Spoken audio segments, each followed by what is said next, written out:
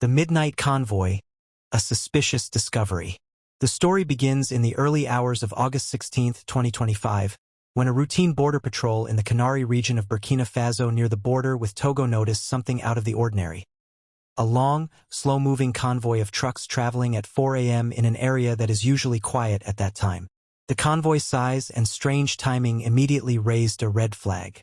Captain Musa Kabor, the local border commander, quickly alerted senior officials. Initial intelligence suggested the trucks were carrying humanitarian aid, but something about the situation didn't feel right. The late-night travel and the use of back roads instead of the main thoroughfare prompted suspicion.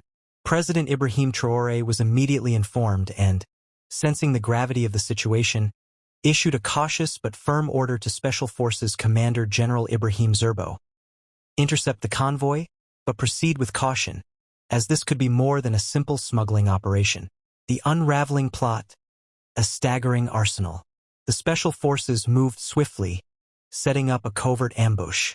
Drones and helicopters tracked the convoy from above. When the trucks were intercepted and the first one was opened, the team was stunned. Beneath sacks disguised as aid supplies was an enormous military arsenal, including AK-47s, M16s, rocket launchers, grenades, and anti-aircraft missiles. The total value of the seized weapons was estimated to be over $700 million. The captured drivers, many of whom were unaware of what they were transporting, revealed that the weapons were headed to a warehouse in Togo. However, further investigation by Burkina Faso's intelligence team led to a startling revelation. The weapons, with serial numbers traced back to the Libyan and Yemeni civil wars as well as some brand new arms from factories in NATO countries, were meant to be used for a full-blown coup. A web of conspiracies. Unmasking Operation Restored Democracy. The investigation quickly deepened, uncovering a sophisticated and wide-ranging conspiracy. The plot, codenamed Operation Restored Democracy, was allegedly funded with a budget of over $1 billion. A confession from a prominent businessman named François Bongo revealed that the goal was to overthrow President Traoré and install a pro-Western puppet government. The plan was to stage terrorist attacks to create mass panic, then use the chaos to mobilize opposition groups and launch a military coup with the help of traitors within the army. Bongo's confession pointed fingers at foreign powers, stating that planning meetings were held in Accra and Abidjan, with instructions coming from Paris and the green light from Washington. The conspiracy was not limited to Burkina Faso. Documents found on seized laptops and phones indicated similar plans were drawn up for Mali and Niger, with the goal of installing pro-Western leaders throughout the Sahel region. Global diplomatic fallout and a national address. As the details of the plot were revealed, the arrests of foreign nationals carrying diplomatic passports from France, Britain, and the U.S. sparked a global diplomatic firestorm. Western governments immediately demanded their release, threatening economic sanctions. However, President Traoré stood firm, asserting that a diplomatic passport does not grant immunity for committing crimes on Burkinabe soil.